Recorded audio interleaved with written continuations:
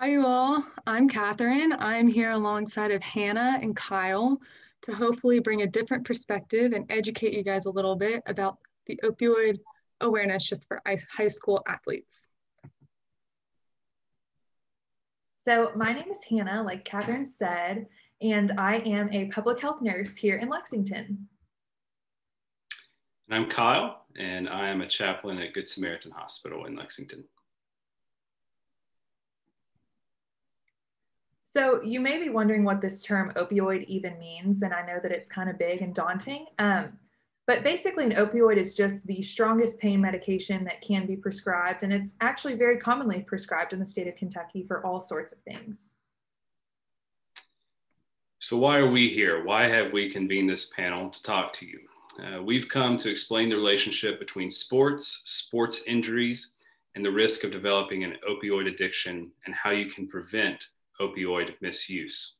Even if you've never taken an opioid before, even if you don't have a history of addiction, because you're a student athlete and you are prone to injury, you are vulnerable for opioid addiction. So we want to talk to you about that, raise your awareness about that, and talk to you about how you might prevent that. So we have some stats here. I really want you guys to focus in and really see what these are saying. In 2018, there were roughly 41 deaths per day in the US from opioid overdose. The prescribing rate for prescription opioids has quadrupled since 1999.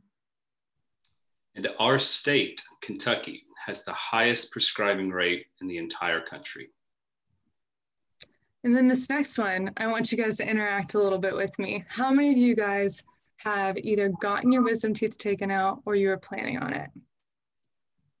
Okay, I see a few. What about how many of you guys have been injured in a sport? Okay, one. All good. So this stat says that opioids are commonly prescribed to wisdom teeth extractions and sports injuries that cause chronic pain. So that is literally the sole reason why we are here talking to you guys today, to increase that awareness and let you guys know that this could either happen to you, a friend, a family member. It is important to know. And as many as 1 in 4 people who are prescribed opioids struggle with addiction. So if all of us in this room were prescribed an opioid, 25% of us would end up with some kind of addiction disorder. So the whole purpose of us talking to you today is just to educate you that addiction does not discriminate. And so we want to provide you with tools and resources so that if you are in a situation where you may be prescribed opioids, that we can be proactive and prevent that. So we wanted to share just a brief bit about prevention from our respective fields. I, as a chaplain, get to offer spiritual and emotional care and support for folks who are in the hospital every day. And one of the things that we talk to patients a lot about is developing and cultivating their own sense of spirituality, how important that is to their own health and well-being.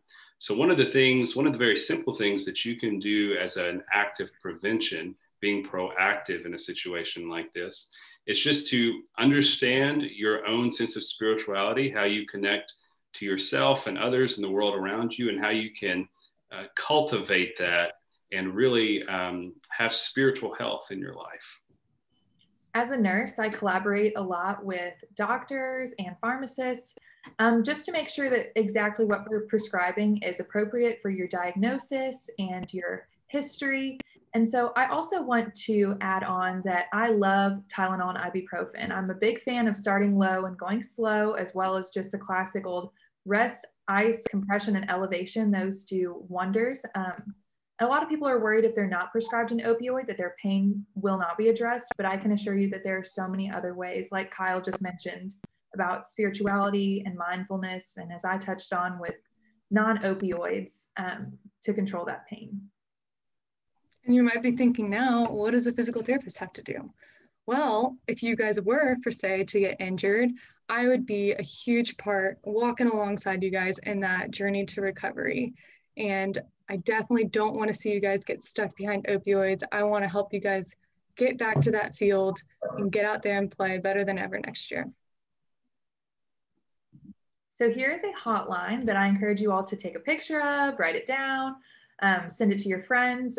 This is if you think that you may be struggling, or if you know someone who may be struggling with substance abuse, this is a hotline that you can call at any hours of the day. They have excellent resources and can provide you with immediate assistance. So that's all we have. We wanted to keep it super short and simple because we want this to be more interactive. We want there to be a discussion afterwards. So we have a nurse here, a physical therapist, myself, a chaplain, but we could also be a dentist, a doctor, a pharmacist, any of the above. We are all experiencing and exposed to the opioid epidemic and what it has done to our community. So please stay after, ask questions, and thanks for being here.